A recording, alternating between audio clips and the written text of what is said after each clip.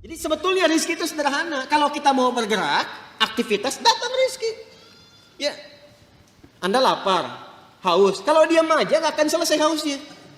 Tapi kalau Anda ke belakang tanya, Pak, maaf saya tuh haus sekali. Keluarlah air minum dari DKM. Ya kan? Tapi saya juga lapar, Pak. Emang Bapak nggak bawa makanan ke sini? Enggak, keluarlah kemudian makanan. Jadi kalau kita mau bergerak, ada itu rezeki. Anda keluar tuh. Begitu di perempatan jalan kan orang cuman prit, Anda parkir. Tiba-tiba dengan peluit itu baru keluar sedikit prit. Kadang dia nggak pakai peluit sekarang itu. Mundur, balas kiri, gitu kan? Kita tanya kenapa emang yang kanan kan sudah dibalas sama yang kiri. Balas kiri, balas jalan. Dengan kalimat gitu aja Anda mengeluarkan uang kan? Kasih oleh Anda 2.000. Makasih Pak. Kasih 5.000. Makasih Om. Ya? Udah pindah tuh. Kasih 10.000. Makasih Bos. Gitu kan? Ya kan? Kebayang ya? Jadi kalau kita mau bergerak, sebetulnya rezeki itu turun. Hanya nanti ada yang diakumulasikan, ada yang diberikan seketika. Ada yang sifatnya akumulatif. Sebetulnya hasil ikhtiar Anda hari ini, cuman mungkin diberikannya besok. Pernah nggak Anda cari pekerjaan? Bahasa manusia ditolak di sini, tolak di situ, tolak di sini. Pernah ya begitu ya? Tapi tiba-tiba setelah seminggu, 2 minggu, 1 bulan, Anda mendapatkan pekerjaan yang tawaran gajinya di luar ekspektasi Anda.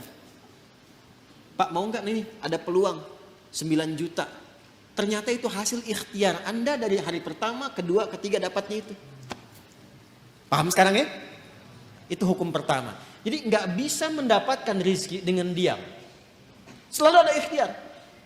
Tapi jangan sampai ikhtiar itu, awas, ditempuh dengan bentuk yang negatif.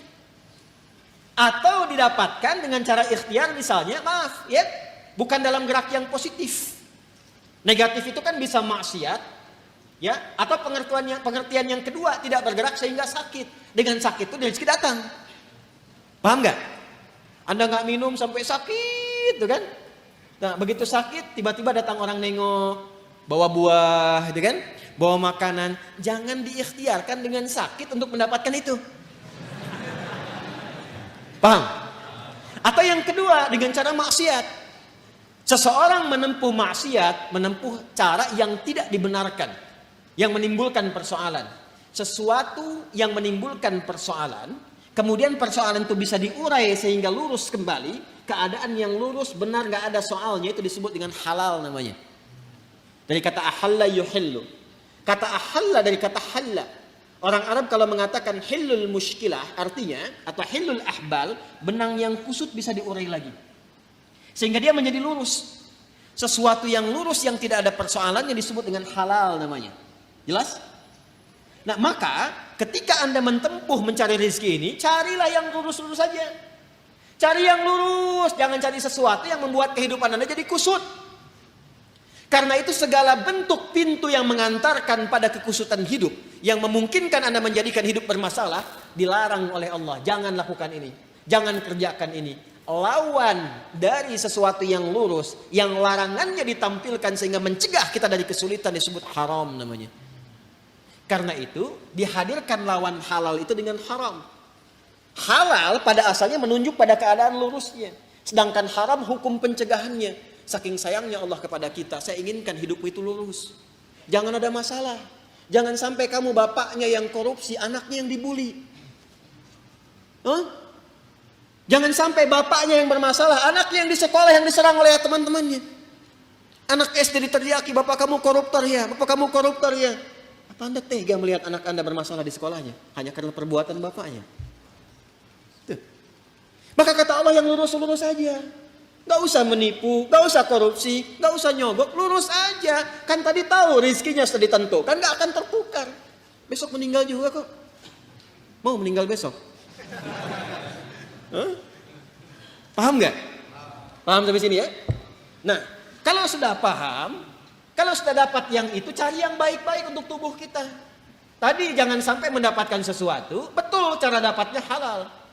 Cuman mengonsumsi yang lain yang kira-kira nggak sehat untuk tubuh. Dapat harta dengan halal, beli durian.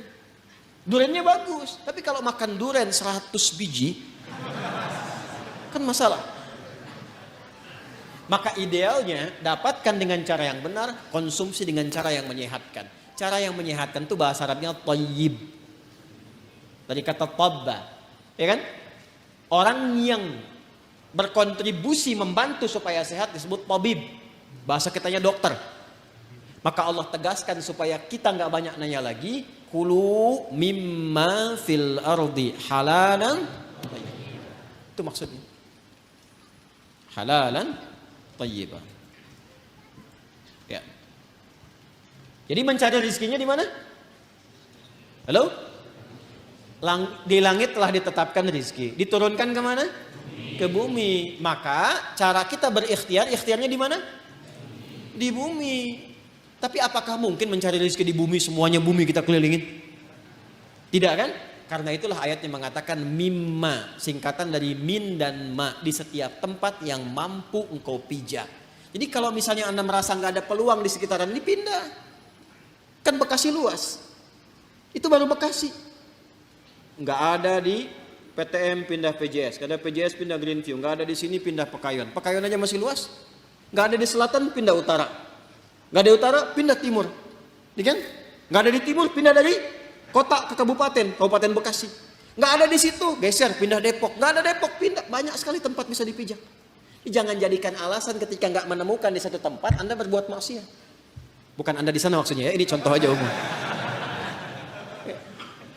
Jangan jadi alasan kalau Anda tidak mendapatkan di satu tempat, jangan jadikan pijakan itu untuk berbuat maksiat. Aduh, udah sekarang susah Ustaz jadi yang halal, itu aja yang haram susah. Kenapa sih harus selalu banyak alasan? Allah sudah menjamin, kenapa manusianya bikin susah? Paham sampai sini?